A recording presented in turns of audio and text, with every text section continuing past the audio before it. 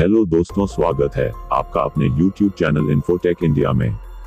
मैं SK हूं और मैं आप लोगों को ऐसे लोगों के अनुभव कहानी के माध्यम से सुनाता बताता हूं जो लोगों के साथ घटित हुए हैं या लोगों ने उन्हें महसूस किया है। जी हाँ, मैं बात कर रहा हूं भूत प्रेतों के बारे में। तो दोस्तों, आज की कहानी यूपी जिले के मेरठ शहर की है, जहां पर एक फैमिली को कब्रिस्तान के पास घर लेना महंगा पड़ गया।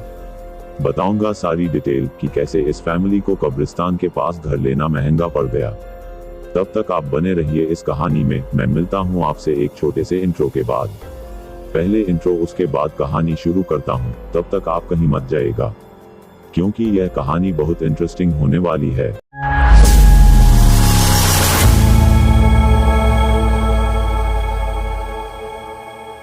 चलिए तो अब कहानी शुरू करता हूँ। यहाँ 3 सदस्यों की फैमिली है, जिसमें हस्बैंड, वाइफ और उनकी एक 13-14 साल की बेटी साक्षी उनके साथ रहती है।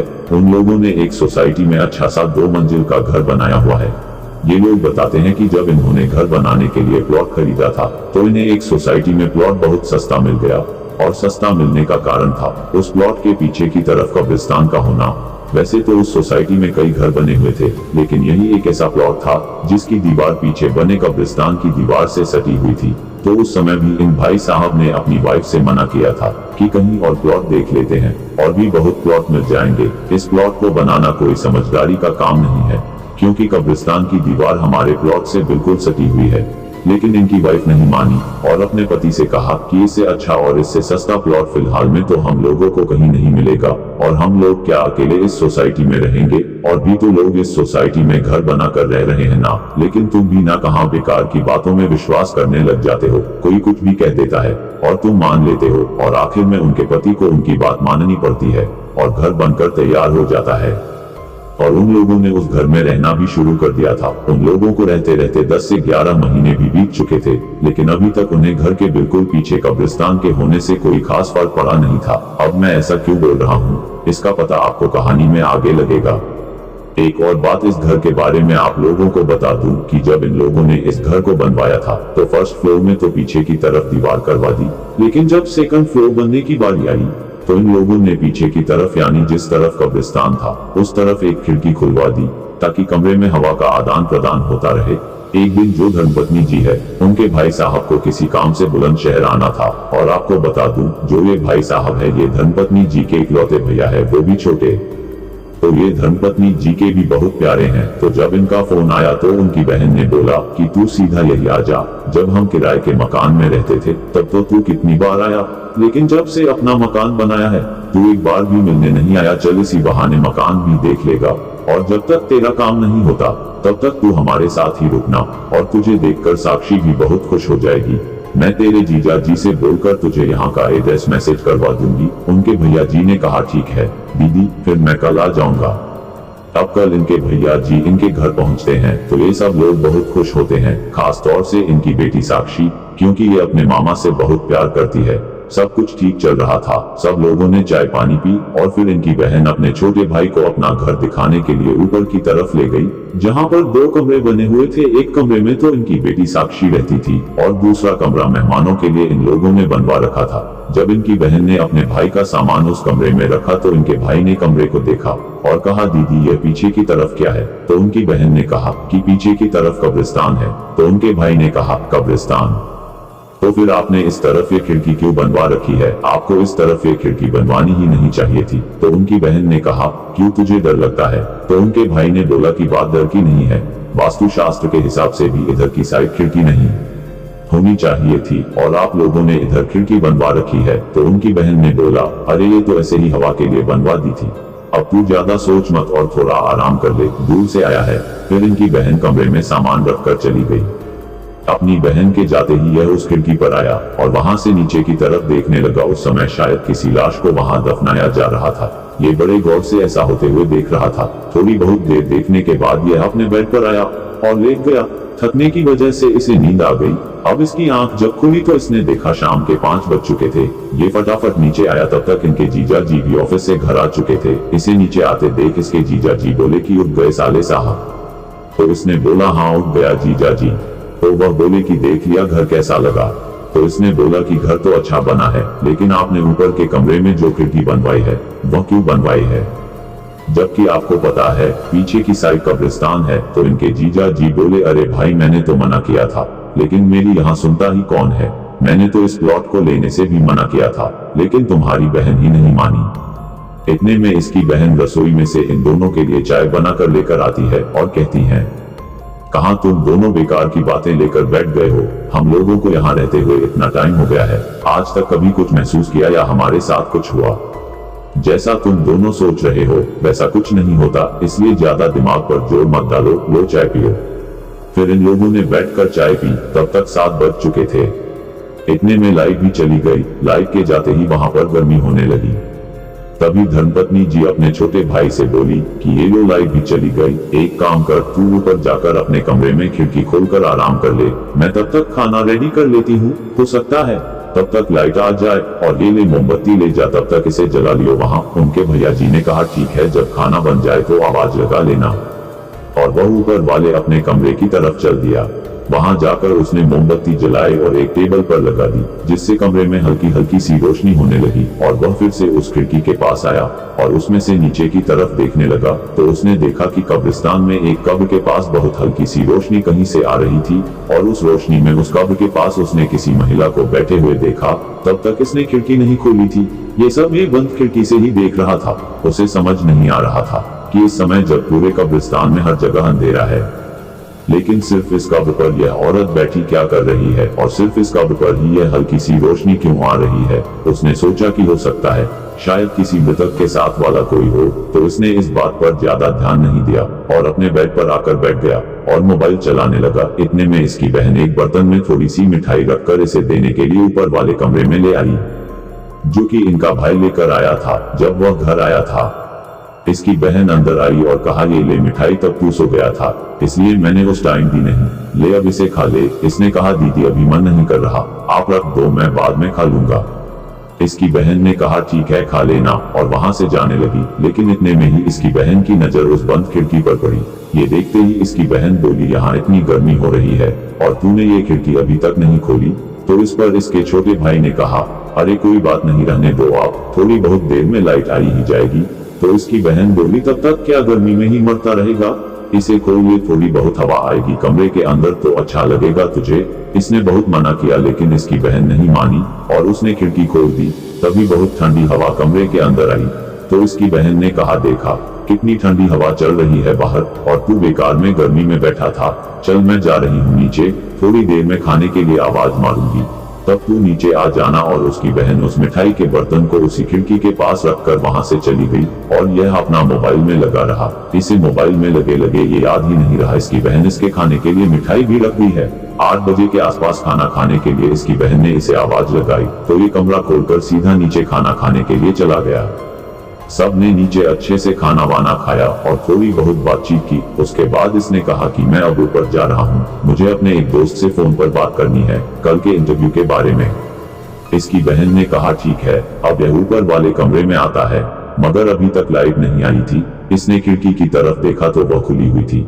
तभी से याद आया कि नीचे जाते वक्त इसने खिड़की को बंद नहीं किया था, और वहीं पर वह मिठाई रखी हुई थी जो इसकी बहन इसके खाने के लिए लेकर आई थी, और इसने मोबाइल में लगे होने की वजह से उस समय उस मिठाई को नहीं खाया था। इसने फिर से उस खिड़की से नीचे की तरफ देखा तो यह क्या देखता है कि वह औरत अभी भी उसी कब्र के पास बैठी हुई थी। और जैसे ही इसने उसकी तरफ देखना शुरू किया, इस बार उसने भी इसकी तरफ देखा और मुस्कुराने लगी। ऐसा होते देख इसे डर लगने लगा। इसने जल्दी से खिड़की बंद की और अपने बेड पर आकर बैठ गया। तकरीबन 10-5 मिनट ही हुए थे इस बात को कि तभी इसे लगा कि खिड़की के पास कोई है। इसने मोमबत्ती उठाई और खिड़की के पास आया तो इसने देखा कि वहां कोई नहीं है। अब जैसे ही यह बेड पर जाने के लिए वापस पीछे की तरफ मुड़ा तो एक परछाई इसे बेड के नीचे घसीटते हुए जाती दिखाई दी। इसे इतना डर लगा कि इसने चिल्लाना शुरू किया। अपने बहन और जीजा को ऊपर आने के लिए चिल्ला चिल्ला कर कहने लगा। इसकी बहन और इसके जीजा दोनों नीचे से ऊपर इसके कमरे में आए और कहा कि क्या हुआ, क्यों चिल्ला रहा था। तो इसने कहा, दीदी इस कमरे में कोई है, मैंने अभी उसे अपने बेड के नीचे जाते हुए देखा है। इसके जीजा मोमबत्ती उठाते हैं और बेड के नीचे झांक कर देखते हैं तो उन्हें वहां कोई नहीं दिखता। इतने में लाइट भी आ जाती है। इसकी बहन कहती है कि इस कमरे में कोई नहीं है, तेरा वहम है, अंधेरे की वजह से तुझे कुछ धोखा हो गया होगा, लेकिन अब लाइट आ गई है, ऐसा कुछ नहीं है। इस कमरे में तेरे जीजा जी ने चेक कर लिया है, कोई नहीं है, तू आराम से सो जा और हम लोग भी तेरे साथ यही रुक जाते हैं। तब तक इसका भी डर थोड़ा शांत हो चुका था। इसने सोचा हो सकता है शायद वाकई में मेरा वहम हो। इसने कहा नहीं, चलो आप लोग सो जाओ, कोई बात नहीं, हो सकता है अंधेरे की वजह से मुझे ही कुछ गलतफहमी हो गई हो, लेकिन चलो अब लाइट आ गई है तो अब डर नहीं लगेगा, अब मैं सो जाऊंगा, आप भी सो जाओ। इसके कहने पर इसके बहन और जीजा नीचे आ जाते हैं और सोने चले जाते हैं और यह भी बेड पर लेट कर सोने की कोशिश करता है, लेकिन इसे बहुत देर तक नींद ही नहीं आई। ये बार बार उसी बारे में सोच रहा था और यही सब सोचते सोचते इसकी आंख फिर से लग गई। अब रात का लगभग 1 बज चुका था। इसकी नींद फिर से खुली। इस बार इसके कानों में कुछ इस तरीके की आवाज आई कि जैसे मानो कोई खिड़की खोलने की कोशिश कर रहा हो। ये जल्दी से उठा और लाइट वगैरह सब पहले से ऑन थी, क्योंकि पिछली बार के किस्से के बाद इसने लाइट बंद ही नहीं की थी। इसने उठकर देखा तो खिड़की पर कोई नहीं था, मगर फिर इसकी नजर उस मिठाई की तरफ पड़ी जो इसने अभी तक नहीं खाई थी। यह उठा और उस मिठाई के बर्तन को उठाया, उसमें से थोड़ा सा पीस खाया और फिर बाकी का वही रख दिया। और जैसे ही वापस जाने के लिए पीछे मुड़ा, वैसे ही एक काली सी परछाई इसके सामने आकर खड़ी हो गई। अब इसने आंख बंद करके फिर से चिल्लाना शुरू किया कि दीदी बचाओ, जीजा जी बचाओ। इसका चिल्लाना सुनकर वो दोनों फिर से ऊपर आए। आकर इसका कमरा देखा तो वहाँ कोई नहीं था और कमरे की लाइट वगैरह भी सब जली हुई थी। इस बार तो यह इतना ज्यादा डर गया था कि उन दोनों के कमरे में आ जाने के बाद भी यह अपनी आंखें नहीं खोल रहा था। फिर इसकी बहन और जीजा ने इसको पकड़ कर बैठाया और इसे पानी पिलाया, तब कहीं जाकर यह शांत हुआ। फिर इसने बताया कि दीदी इस कमरे में पक्का कोई है, ना तो पहले मुझे कोई वहम हुआ था और ना अब कोई वहम हुआ है। कोई तो जरूर है, वो एक काली सी परछाई है, वो इस कमरे में इधर उधर घूम रही है। अब मैं और आपके घर में नहीं रुकूंगा, मैं होटल में जाकर रुक लूंगा, लेकिन यहाँ नहीं रुकूंगा। तो उसकी बहन ने उसे समझाते हुए कहा, देख हम यहाँ पर कितने महीनों से रह रहे हैं और अगर ऐसा कुछ होता तो हमें भी तो दिखाई देता ना, लेकिन हमें तो आज तक ऐसा कुछ भी दिखाई नहीं दिया और ना महसूस हुआ। लेकिन चल कोई बात नहीं, तेरे डर को कम करने के लिए हम हनुमान चालीसा का पाठ कर लेते हैं। और अब वह सब लोग वहाँ हनुमान चालीसा का पाठ करने के लिए इसी कमरे में बैठ जाते हैं और जैसे ही हनुमान चालीसा का पाठ करना शुरू ही करते हैं कि इतने में उसका भाई हंसने लगता है और जोर जोर से हंसने लगता है। इतने में उसके जीजा बोलते हैं, देखो ये हंस रहा है, हम यहाँ इसके लिए हनुमान चालीसा का पाठ करने के लिए बैठे हैं और यह हंस रहा है। अरे कुछ नहीं, ये सिर्फ हमें डराने की कोशिश कर रहा था। और अपनी धर्मपत्नी जी के भाई से कहते हैं कि देख भाई, अब तेरा ये हंसी मजाक हो गया हो तो यार सो जा, मुझे सुबह ऑफिस भी जाना है और तुझे भी इंटरव्यू के लिए जाना है। अब सारी रात यही ड्रामा करता रहेगा तो सुबह इंटरव्यू के लिए कैसे जाएगा और मैं सुबह ऑफिस के लिए कैसे जाऊंगा। इतना कहकर दोनों पति पत्नी वहां से चले गए और नीचे जाकर सो गए और वह भी उसके बाद आराम से सो गया। फिर पूरी रात उसके कमरे में से कोई आवाज नहीं आई और सब लोग पूरी रात आराम से सोए। सुबह उठकर धर्मपत्नी जी ने सबके लिए चाय बनाई और एक चाय का कप लेकर अपने भाई को देने के लिए उसके कमरे में चली गई। उन्होंने अपने भाई को उठाया और कहा, तुझे आज इंटरव्यू के लिए जाना था ना, इसलिए चाय पी और तैयार होकर जल्दी से नीचे आ जा, तेरे जीजा अपने ऑफिस जाते वक्त तुझे भी छोड़ देंगे। उन्होंने इतना बोला ही था और पलट कर क्या देखती हैं कि उनके भाई ने वह गर्म चाय का कप उठाकर सीधा अपने मुंह में पलट लिया और एक ही झटके में इतनी गर्म चाय पी गया। ये देखकर उन्हें बहुत अजीब सा लगा। फिर वह वहां से चुपचाप चाय का कप उठाकर नीचे चली आई और नीचे आकर अपने पति को सारी बात बताई। तो उनके पति ने कहा कि तेरे भाई का मजाक खत्म होने का नाम ही नहीं ले रहा है। पहले रात को मजाक करता रहा और अब फिर से कुछ ना कुछ मजाक कर रहा होगा। रुको मैं जाकर देखा हूँ। फिर से वह दोनों उसके कमरे में गए और जाकर उससे बोलते हैं कि जल्दी तैयार हो जा, मैं ऑफिस जाते वक्त तुझे भी इंटरव्यू के लिए छोड़ दूंगा। लेकिन उसने इस बात का कोई जवाब नहीं दिया और बस नीचे को सिर करे बैठा रहा। इतने में धर्मपत्नी जी के पति ने फिर से कहा कि तुझे सुनाई दे रहा है कि मैं क्या कह रहा हूँ, तबीयत ठीक है तेरी? और उसका हाथ पकड़कर उसे जबरदस्ती उठाने की कोशिश करने लगे। तभी उसने अपने हाथ को इतनी तेजी से खींचा कि धर्मपत्नी जी के पति जमीन पर गिर पड़े। फिर वह बोला, तुझे जहाँ जाना है जा, मेरा दिमाग खराब मत कर, नहीं तो अच्छा नहीं होगा। जैसे ही उसने ये बोला, दोनों पति पत्नी के पैरों तले जमीन खिसक गई, क्योंकि जैसे ही उसने ये बोला तो उन्हें एक साथ दो आवाजें सुनाई दी, जिसमें एक आवाज मर्द की लग रही थी और एक आवाज किसी औरत की लग रही थी। अब दोनों पति पत्नी को डर लगने लगा और वह दोनों जल्दी से उसे कमरे में बंद करके नीचे की तरफ भागे। अब जैसे ही घर से बाहर जाने के लिए उन दोनों ने दरवाजा खोला तो बताते हैं दरवाजे पर एक पंडित जी और उनके साथ कुछ लोग किसी धर्म कार्य को करने के लिए सबसे चंदा इकट्ठा कर रहे थे। जैसे ही इन्होंने इन सबको देखा तो इन दोनों के जान में जान आई, और जब बाकी सब ने इन दोनों को देखा तो इनसे पूछा कि क्या हुआ, आप दोनों इतने घबराए हुए क्यों लग रहे हो, क्या कोई समस्या है। तब इन दोनों ने उन सबको सारी बात बताई जो उनके साथ रात को हुई थी। फिर सब लोग उनके घर के अंदर आए और उन पंडित जी ने उनसे पूछा कि क्या मैं लड़के को देख सकता हूँ, तो उन्होंने उसका कमरा उन्हें बता दिया। पंडित जी उसके कमरे में गए और चारों तरफ देखा और वापस आकर कहा कि कहाँ है वह लड़का। उन्होंने कहा कि वही कमरे में है। पंडित जी ने कहा यहाँ कोई लड़का नहीं है। ये सुनते ही वह दोनों पति पत्नी उस कमरे की तरफ जाने लगे। उनके साथ ही वह लोग भी ऊपर जाने लगे जो पंडित जी के साथ थे। सब लोगों ने कमरे में जाकर देखा तो सच में लड़का वहाँ पर नहीं था। पत्नी जी ने कहा कि पंडित जी हम उसे थोड़ी देर पहले इसी कमरे में बंद करके नीचे की तरफ आए थे और अब पता नहीं वह कहाँ चला गया। तभी उनमें से एक ने उस खिड़की को खोलकर देखा तो वह लड़का नीचे कब्रिस्तान में पड़ा हुआ था। उसने सबको बताया।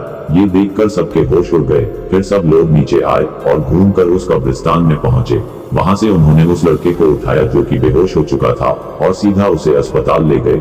वहां डॉक्टर ने बताया कि इसके दोनों पैर फ्रैक्चर हो चुके हैं। उसके पैरों पर प्लास्टर करवाने के बाद वो सभी लोग वापस घर में आए तो पंडित जी ने अपने किसी पहचान वाले को फोन मिलाया जो इन सब चीजों को जानता था। थोड़ी देर बाद वह वहां पहुंचा और घर के अंदर आने से पहले उसने कहा, पहले उस लड़के के पहने हुए जूते या चप्पल मेरे पास लेकर आओ। तो धर्मपत्नी जी के पति ने उठकर उसके जूते लाकर उन्हें दे दिए। उन भाई साहब ने उन जूतों को हाथ में लेकर कुछ पढ़ा, फिर उन जूतों को नीचे रखकर उस पर एक भारी पत्थर रख दिया। फिर वो उस घर के अंदर आए और उन्हें बताया कि इस पर जो आया है वह ऐसा नहीं है जिसे किसी मंत्र के जरिए से बांध लिया जाए। इसका उतारा करवाने के लिए आप लोगों को 8 बार जयपुर के एक मंदिर में जाना होगा और वहां इस लड़के को भी साथ में लेकर जाना होगा। और वो बताते हैं कि उसके बाद हम लोग उसे 8 बार लेकर उसी मंदिर में गए जो कि उन उतारा करने वाले भाई साहब ने उन्हें बताया था। उनकी धर्मपत्नी जी बताती हैं कि आज उनका छोटा भाई पूरी तरीके से ठीक है, लेकिन उस हादसे ने उनके छोटे भाई के अंदर इतना डर बैठा दिया है कि आज भी वह हमारे घर नहीं आता और अब हम लोगों ने भी उस मकान को छोड़ दिया है।